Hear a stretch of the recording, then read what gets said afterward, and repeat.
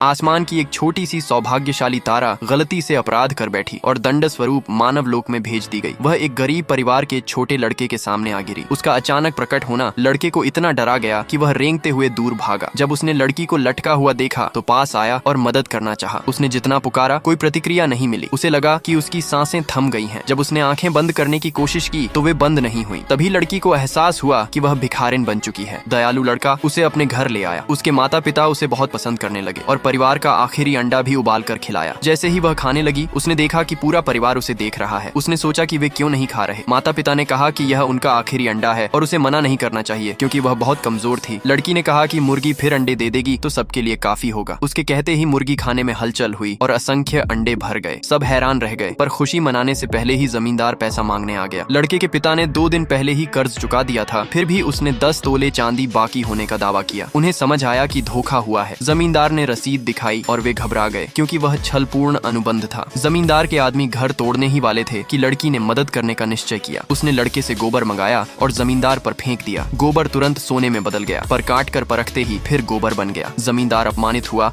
और उल्टियां करने लगा। उसने अपने लोगों को हमला करने का आदेश दिया, पर छोटी सी लड़की ने अपनी शक्ति से सबको चौंका दिया। हार मानकर जमींदार आखिरकार लौट गया। लड़के के पिता को यकीन था कि वह दोबारा आएगा और उन्होंने घर का सामान बेचकर पैसे जुटाने की सोची, मगर लड़की ने कहा कि इसकी जरूरत नहीं और कमाने का तरीका बताया। जल्द ही परिवार सड़क पर पहुंचा। लड़की ने पैसे कमाने के लिए सीने पर पत्थर तोड़ने का खतरनाक प्रदर्शन करने का निश्चय किया। ये सुनकर लड़के की मां डर गई और उसे हटाकर बेटे को बैठा दिया। बेटे की रक्षा के लिए लड़की ने गुप्त रूप से जादू कर दिया। पिता ने हथौड़ा चलाया और प्रदर्शन सफल रहा। तालियां बजीं और लोग पैसे फेंकने लगे। इसके बाद लड़का गर्व से बोला कि उसमें खास प्रतिभा है, पर जैसे ही उसने पानी पिया उसका शरीर ऐसे रिसने लगा जैसे उसमें छेद हो। वह घबरा गया और सोचने लगा कि वह मर गया है। लड़की भी इस दुर्घटना से हैरान रह गई। तभी एक रथ उनकी ओर तेजी से आया, लेकिन लड़की ने अपना जादू इस्तेमाल कर उसे रोक दिया। लोग दंग रह गए और रथ के सिपाही माफी मांगने लगे। रथ की शान देखकर मां ने सोचा कि झंझट से बचना चाहिए और बच्चों को लेकर जाना चाहा, मगर भीतर बैठी राजकुमारी ने उन्हें रोक लिया। लड़की ने देखा कि राजकुमारी का सौभाग्य छिन गया है और वह खतरे में है। उसने मदद का निश्चय किया और उसे एक जादुई गोली दी, यह कहते हुए कि जब भी तबीयत खराब लगे उसे खा ले। सिपाहियों ने लड़की को ठग समझकर भगाना चाहा, लेकिन राजकुमारी ने गोली ले ली और उसे आजमाने का फैसला किया। उसी रात राजकुमारी ने गोली खा ली और उसका भाग्य चुराने वाला दुष्ट आत्मा प्रकट हुआ ताकि उसका आखिरी सौभाग्य भी छीन ले। तभी राजकुमारी सुनहरी रोशनी से घिर गई, जिससे दुष्ट आत्मा घायल हो गया और उसका भाग्य चुराना असंभव हो गया। कुछ समय बाद जमींदार बदला लेने के लिए लड़की को पकड़ने आया ताकि उसे राजधानी के नकली लोमड़ी देवता को सौंप सके। परिवार को भगाने के लिए पिता अकेला जमींदार का सामना किया। जब लड़की ने देखा कि यह दयालु परिवार उसकी रक्षा करते हुए घायल हो रहा है तो वह क्रोधित हो गई। उसने जादू बेवजह न करने का नियम भुला दिया और इन दुष्ट लोगों को सबक सिखाने का निश्चय किया।